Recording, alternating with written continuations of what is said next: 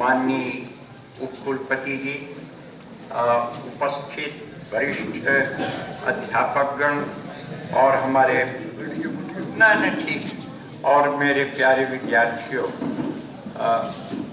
थोड़ी देर पहले इन बच्चों को आने के पहले कुलपति महोदय जी ने जो भाषण दिया था वो केवल उद्घाटन भाषण ही नहीं था, वो समापन भाषण था एक तरह से, और इतना प्रेरक मुझे लगा कि मैं नहीं कह सकता।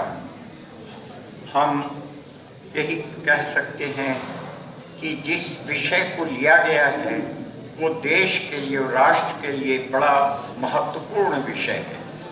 आप जानते हैं कि किस प्रकार से भारत बना, किस प्रकार से क्या क्या कौन कौन आए थे। आप लोग जानते हैं कि भारत की आज़ादी के लिए जो 1921 से सत्याग्रह चला, 21-22 का, फिर 31 का, और फिर 40 और 1942 का। 1942 के ये सारे आंदोलन हुए, लेकिन आंदोलन, जन आंदोलन तब होता है जब मानसिक आंदोलन पूरा होता है। और इसीलिए जो कहते हैं कि कोई भी रिवॉल्यूशन के पहले रिनासा होता है। और ये जिस चीज की बात आप कर रहे थे कि भारत में जो स्वतंत्रता आंदोलन हुआ, तो पहले जो था जागरण हुआ, और जागरण काल के इन महापुरुषों का विषय था कि लोगों में राष्ट्रीयता की संवेदना जाहिर करें, तो उसी में ये लोग सब थे। तो जैसा आपने देखा कि उस समय ब्रह्म समाज था, प्रार्थना समाज था, आर्य समाज था, चाहे कोई भी रहे, चाहे स्वामी दयानंद रहे, चाहे और कोई रहे, ये सब मिला करके, लेकिन उनके अंदर में देशभक्ति की भावना जलती रहती थी। और इसीलिए हमको लगता है कि रेवोल्यूशन के पहले जिस रिनासा की जरूरत थी, वही ये सारे जो बड़े बड़े महापुरुष थे आए थे। मैं एक चीज आपसे कहना चाहता हूँ कि दर्शन कोई कल्पना का फूल नहीं होता, उसके पीछे भावना रहती है, और उसके पीछे कुछ काम होता है जिसको लेकर के आगे बढ़ते हैं। इस देश में जो जागरण, जो भारतीय नवजागरण हुआ है, उसको पढ़ने की ज्यादा जरूरत है, तब हम भारत की स्वतंत्रता को ठीक से समझ सकते हैं।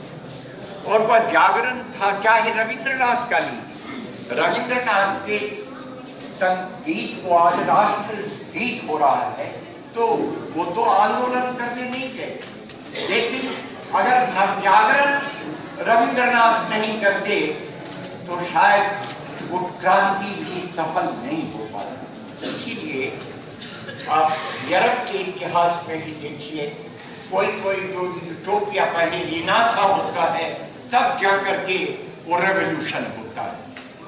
रूस में भी आप देखिए, पहले रिनासा हुआ और तब फिर जार के खिलाफ लड़ाई हुई।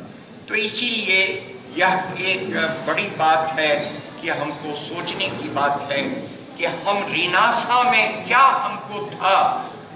आपने सुना होगा कि इस रिनासा, ये जो कंटेम्प्रेरी इंडियन फिलॉसफी है, समकालीन भारतीय दर्शन, पहले कोर्स भी नहीं था।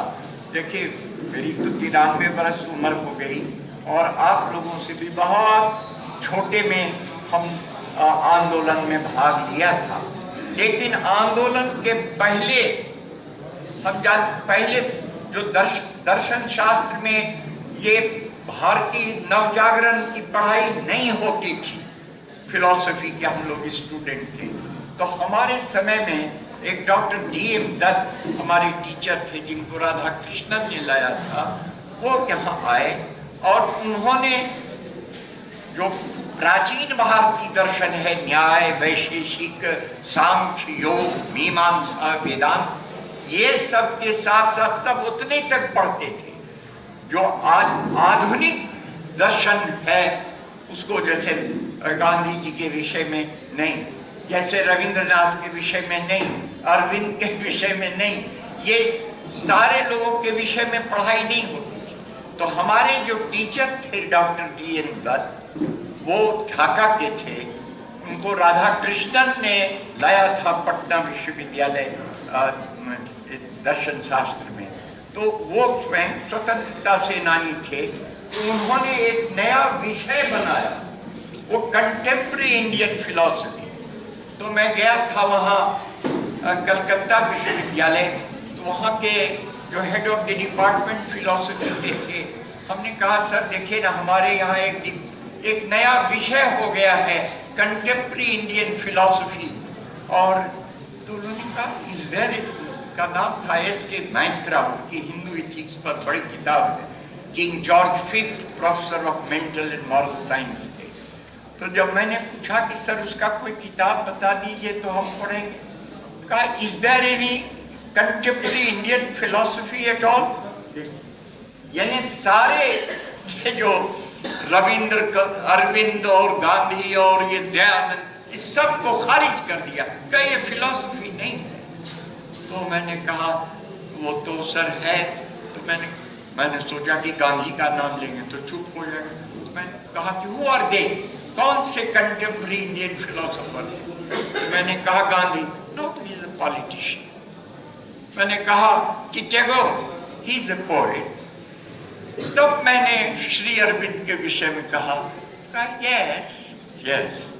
हमारे असल हम लोग समझते थे कि ये तो चाहे आर्य समाज के स्वामी दयानंद को आंदोलन करते थे, ये सियारदास आंदोलन करते थे, और ये जितने थे अरविंद खुद बड़े भारी क्रांतिकारी थे, वो छोड़ करके तब पांडिचेरी गए थे, मालूम होना चाहिए। गांधी जी को तो पहली किताब इस पर आदरणीय कुलपति जी आज जितनी मेहनत करके आए, सीखे, आप लोग भी आते तो बड़ा अच्छा होता। तो वहां जब आए तो इसकी पहली किताब जो कंटेम्प्रेरी इंडियन फिलॉसफी पर हुई, वो राधा कृष्णन और म्यूरहेड के द्वारा ज्वाइंट संकलन करके वो करीब 300 पेज में है, George Allen and Unwin London से प्रकाशित हुई है। और उसमें 3 प्रश्न थे। सभी जो ऑथर हैं, जो इंडियन फिलॉसफी को जानने वाले हैं, उनको 3 प्रश्न दिया जाता था। ईश्वर के बारे में आपकी क्या कल्पना? दूसरा, विश्व के विषय में, ये विश्व बना कैसे, इसके बारे में आपकी क्या कल्पना? और तीसरा था, मानव के विषय में आपकी क्या कल्पना थी? तो गांधी जी को भी दिया गया था वही पत्र, वही रविंद्रनाथ को भी दिया गया, वही अरविंद को दिया गया था, वही सबको दिया गया। तो गांधी जी का केवल एक पन्ने में जवाब था कि truth is God for me, God के विषय में, वर्ड के विषय में थोड़ा थोड़ा। लेकिन रविंद्रनाथ ने, गुरुदेव ने काफी लिखा था, श्री अरविंद का काफी लिखा हुआ। वो किताब हम चाहेंगे कि हमारे जो फिलॉसफी के विद्यार्थी हैं वो कंटेम्प्रेरी, और उसके बाद तो हिंदी में जब अखिल भारतीय दर्शन परिषद में हम लोग थे तो हमारे मित्र यशदेव शल्य ने हिंदी में 2 किताबें लिखी, एक समकालीन भारतीय दर्शन और दूसरा डॉक्टर सच्चिदानंद मूर्ति ने संपादित किया समकालीन भारतीय दर्शन। तो पहले तो इनको दार्शनिक मानते ही नहीं थे। असल है क्या, आंदोलन और जागरण अलग अलग नहीं होता है। अगर जागरण नहीं होगा तो आंदोलन भी नहीं हो सकता।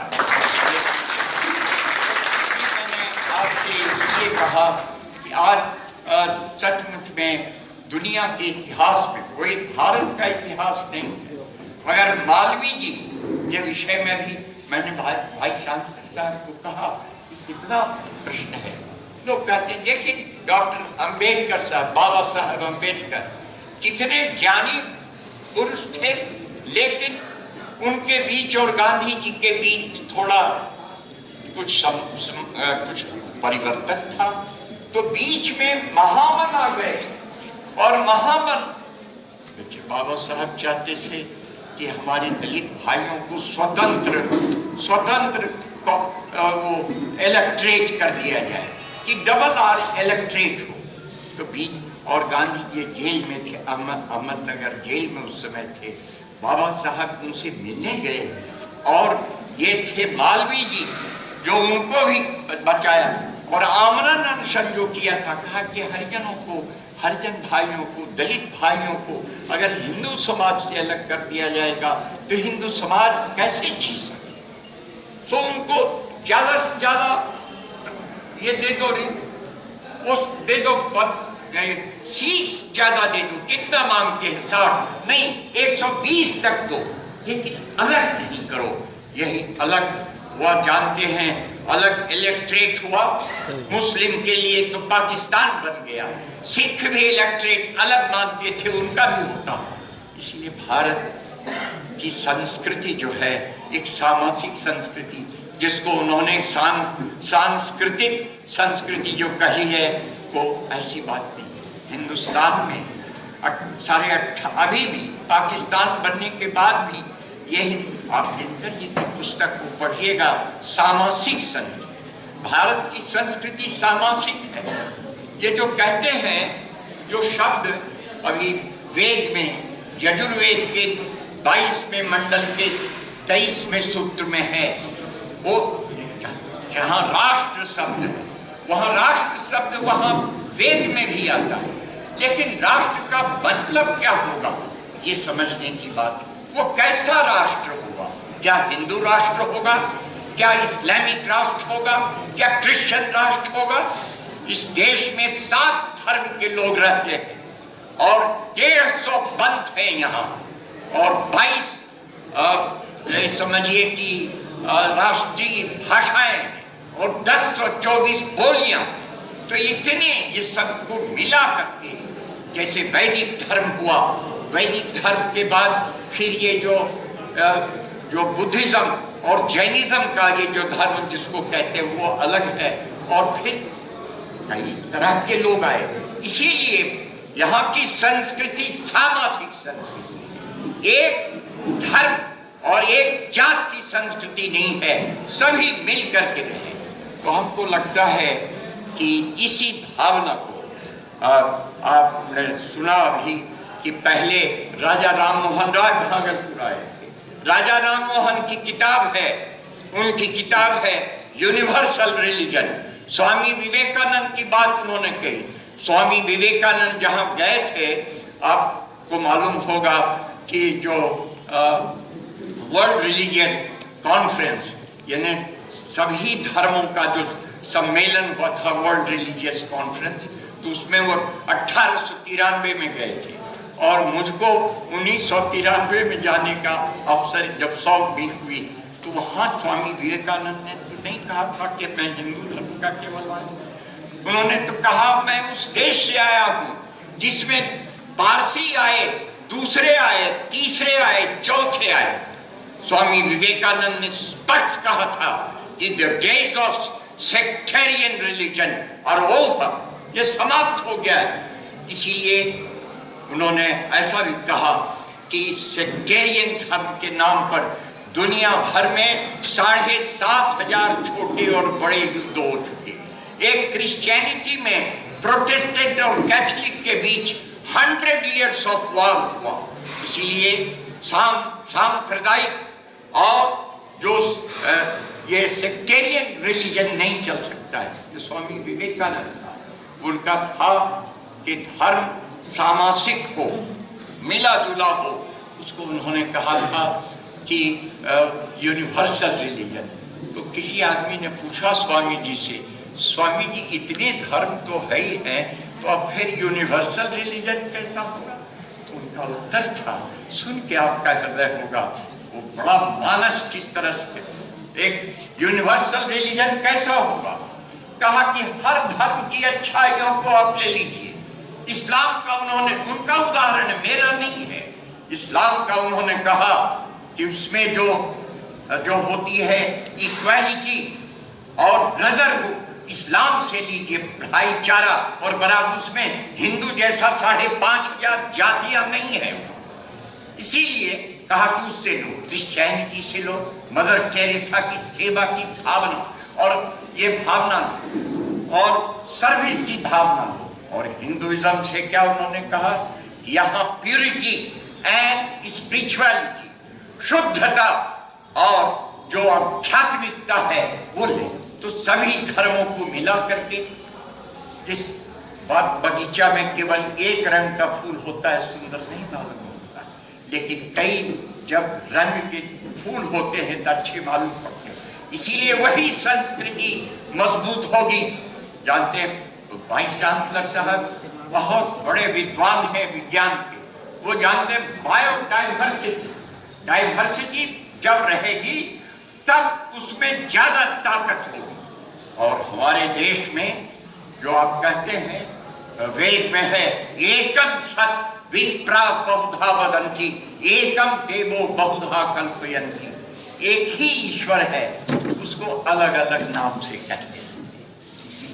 इसीलिए भारत की सांस्कृतिक एकता सचमुच में, जिसको सांस्कृतिक एकता कहते हैं, तो हमारी संस्कृति केवल आपके साथ धृष्टता कर रहा हूं जोड़ने का। आपने सांस्कृतिक बात केवल कही, लेकिन वह संस्कृति कैसी है, उसको जैसे राष्ट्र कवि दिनकर ने, और आप ही के पद पर रहने वाले यहाँ के पूर्व वाइस चांसलर राष्ट्र कवि दिनकर ने वो कहा, वो संस्कृति सामासिक हो, और ये सामासिक संस्कृति मत यही भारत की संस्कृति है। मैं एक चीज और इस विषय में कहना चाहता हूँ कि आज इस जो हमारे ये जो रिनासा हुआ है, इसके मूल तत्व में एक चीज है कि वही सामासिक संस्कृति। दूसरा तत्व क्या है उसका? दूसरा उसको हम कह सकते हैं कंपैरेटिव रिलीजन।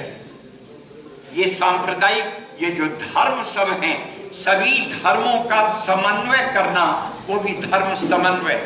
डॉक्टर भगवान दास का नाम सुना होगा, वो सेकंड भारत रत्न में उन्हीं को मिला था। वो इतने बड़े थे, उनके पुत्र श्री प्रकाश जो गवर्नर थे। तो डॉक्टर भगवान दास ने किताब लिखी है essential unity of all religions. अब उसमें सभी धर्मों की, तो इसीलिए हम संक्षेप में, चूंकि आप लोग बैठे हुए हैं तो हम क्या कहें, हम तो चाहते हैं कि वाइस चांसलर साहब को बहुत वेद तक यहाँ बोलते रहे, उनको जाना चाहिए। हम इतना ही कहेंगे कि ये जो जिस हमारी धारा, जिस भारत की जो धारा है, जिसको उसमें उसके क्या क्या 4 पॉइंट हम केवल कह सकते हैं। एक तो उसकी सांस्कृतिक संस्कृति, और दूसरा है उसमें कंपैरेटिव रिलीजन का भी इतिहास होगा। हम देखेंगे कि हिंदू मुसलमान में क्या फर्क है। अब हिंदू में है एको अहम द्वितीयो नास्ति, एकम सद्विप्रा बहुधा वदन्ति। मुसलमान में क्या है? ला इलाहा इल्लल्लाह, एक ही ईश्वर होगा, दो नहीं होगा। इस और क्रिश्चियनिटी में क्या है? न्यू टेस्टामेंट का पहला जो है 10 जो उसके हैं, तो पहला है there is one God that is he. Sikhism में क्या है? उनका। तो देखिए ये जो कंपैरेटिव रिलीजन का जब होगा, जब हम एक दूसरे के धर्म को समझेंगे ठीक से, तो हमको लगेगा कि कहाँ हमारे में कमी है, कहाँ दूसरे में। लेकिन दूसरा को हम समझते नहीं, कुरान पढ़ा नहीं। विनोबा जी की बात आपने की, विनोबा ने किताब लिखी है रूहुल कुरान अरबी में, और उसके बाद एसेंस ऑफ कुरान अंग्रेजी में ट्रांसलेशन, और कुरान सार हिंदी में। तो सचमुच में सभी धर्मों का धर्म बड़ा दुर्भाग्यपूर्ण ये रहा है इतिहास का, कि धर्म जो सचमुच में प्रेम का है, करुणा का है, वो धर्म में ऐसी स्थिति है कि धर्म के नाम पर दुनिया में 7,500 युद्ध छोटे और बड़े हुए। तो चूंकि हम जानते नहीं, हम इस्लाम को पढ़ा नहीं, हम क्रिश्चियनिटी देखा नहीं, हमने जबूती देखा नहीं और कह दिया कि वो खराब है और ये खराब। इसीलिए गांधी जी ने कहा था सर्वधर्म समभाव की बात। सभी धर्म के प्रति, अपने धर्म के प्रति जितना भाव आदर का है वही दूसरे के धर्म का भी आदर, तभी देश एक रहेगा। इसीलिए सचमुच में अगर इस प्रकार का राष्ट्रीय पुनर्जागरण नहीं हुआ होता, मैंने आपको उदाहरण दिया कि ऐसे ऐसे लोग जो थे, सब लोगों ने इस समन्वय की बात की। आचार्य छिदी मोहन सेन की किताब आप देखिए, वो भी उसमें कहते हैं कि ये संस्कृति संगम है। क्या कहते हैं गुरुदेव? आर्य अनार्य शासन, ये आर्य अनार्य जितने आते हैं चले इस सागर तीरे, इस सागर में सब कुछ इसीलिए संस्कृति विंध्याचल पर्वत नहीं है। संस्कृति वो धारा है जो गोमुखी और गंगोत्री से निकले हुए और हरिद्वार, प्रयाग, काशी होते हुए गंगा सागर में विलीन हो जाती है। यही है भारतीय संस्कृति। जो आज तक मैंने नहीं कहा, सेंट्रल यूनिवर्सिटी के वाइस चांसलर सुना है? भागलपुर में सेंट्रल यूनिवर्सिटी नहीं है, हिंदुस्तान में 20-25 है। और उस यूनिवर्सिटी के वाइस चांसलर के पद पर मैं अपना उसमें योगदान नहीं कहना चाहूंगा, उस यूनिवर्सिटी के सेंट्रल यूनिवर्सिटी के वाइस चांसलर के पद पर इनका नाम फर्स्ट था। मैं नहीं कहूंगा और इसीलिए हमको गौरव है। आज हम विदाई नहीं दे सकते। आज हम चाहेंगे कि सरकार को अगर थोड़ा सा भी अकल हो तो इनको दोबारे के लिए आप लोग के लिए रख लें।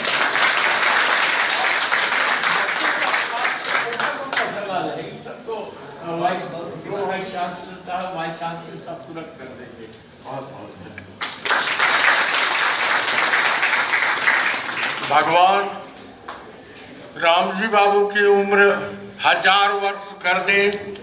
ऐसे विद्वान, ऐसे मनीषी, ऐसे चिंतक और भागलपुर शहर के ऐसे अभिभावक जो जन जन की भावना से आहत और पीड़ित होते हैं।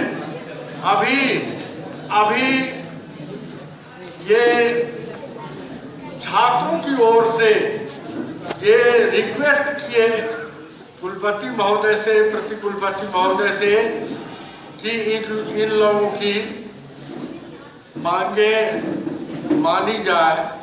तो ये अभिभावक हैं और हमको लगता है कि ये दर्शन का ये सेमिनार है। दर्शन तो आध्यात्मिक विषय होता है। हम दर्शन और Hindi, Urdu, Bangla, economics, political science के छात्र में अंतर नहीं करते।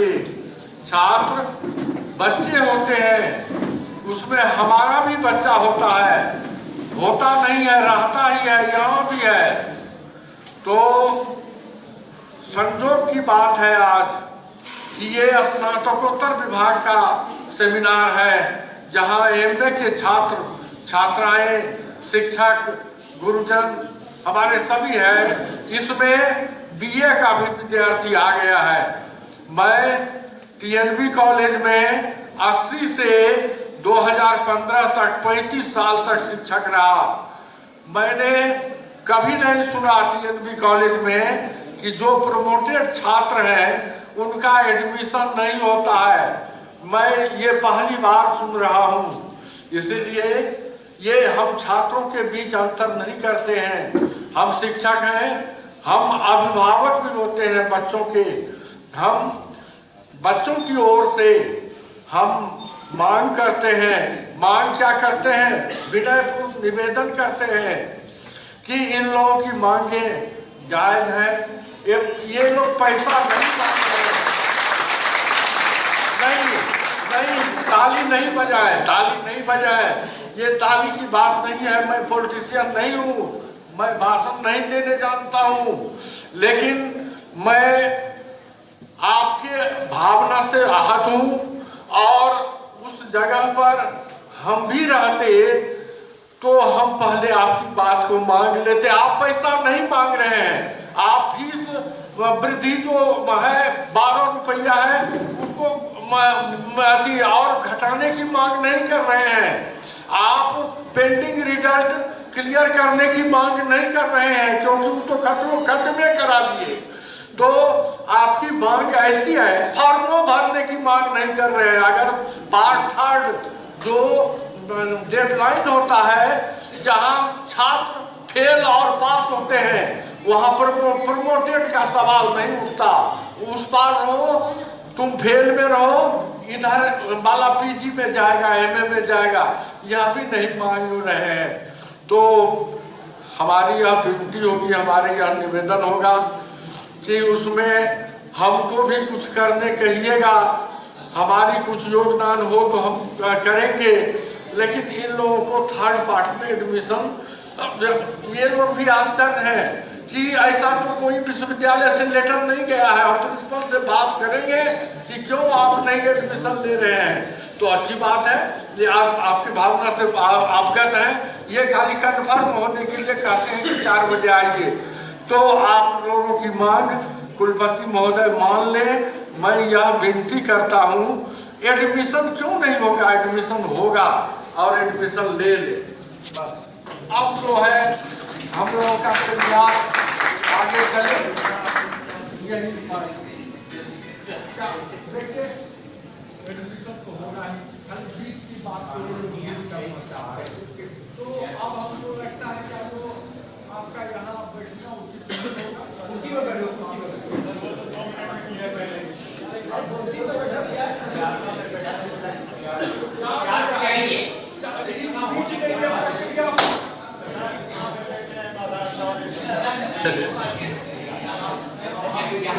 ये सेमिनार विद्यार्थियों का है।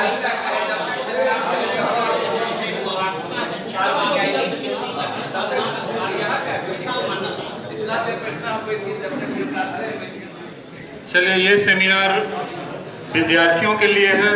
जो विद्यार्थी आगे प्रेम पूर्वक अनुशासन में बैठे हैं, उनका हम स्वागत करते हैं। उन्होंने जो डिसिप्लिन दिखाई है वो काबिले तारीफ है। और विद्यार्थी और शिक्षक का संबंध बड़ा आत्मीय होता है। बिना विद्यार्थी के शिक्षक का अस्तित्व नहीं होता है, दोनों एक दूसरे के पूरक होते हैं। तो मैं इन विद्यार्थियों की प्रशंसा कर रहा हूँ कि ये बड़े प्रेम पूर्वक अनुशासन पूर्वक बैठे हैं। ये अनुशासन और प्रेम को आगे भी निभाएंगे, ऐसा उनसे उम्मीद की जाती है। तो मैं अगले वक्ता के रूप में हमारे जो अतिथि आए हैं उनको मैं आमंत्रित कर रहा हूँ, अम्बासु साहब को।